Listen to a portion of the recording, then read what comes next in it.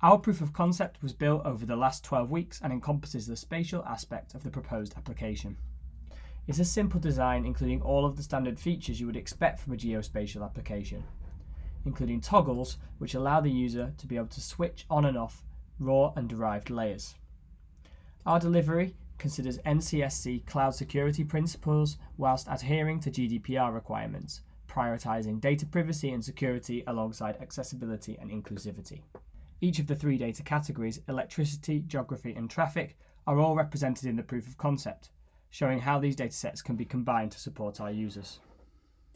We wanted to focus initially on a variety of datasets across a small area, so we focused on the town of Ullapool in the Highland Local Authority. We chose Ullapool because it's within the SSE North region. SSE is one of the DNOs which partner with us and supplied a variety of datasets. The village also has a number of interesting qualities, such as being in a rural area, having a ferry port, and having significant industry, which may make it a suitable candidate for substantial EV infrastructure over the next 30 years. For this demo, we'll look at a user journey from the perspective of a local authority user who wants to identify where EV chargers should be placed near the town of Ullapool.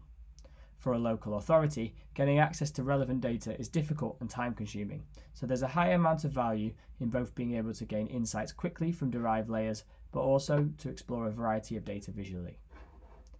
Datasets such as points of interest allow the user to be able to understand where there may be land to add a charger, for instance at a current petrol station, a tourist attraction, or a car park.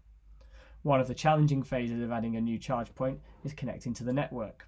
The user can add the physical assets on the electricity network to the visualization to understand connection opportunities.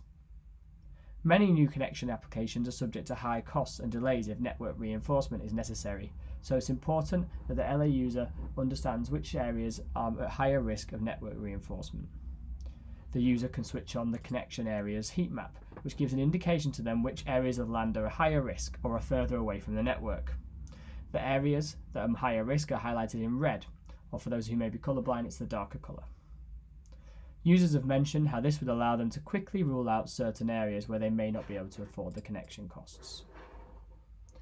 There's a nice example shown just south of Ullapool, where we have the LA user can identify a caravan park, which is extremely close to a substation with a low risk of network reinforcement.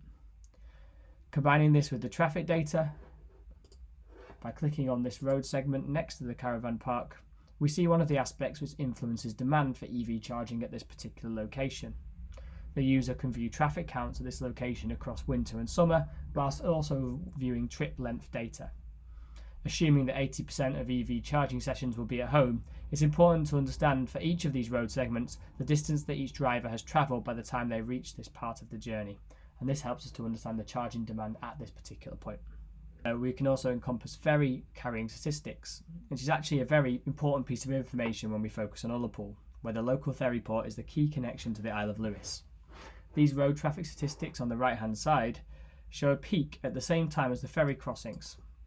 And actually, when we click and understand the ferry data further, we can see that there's actually in the summer there's 122 cars per journey.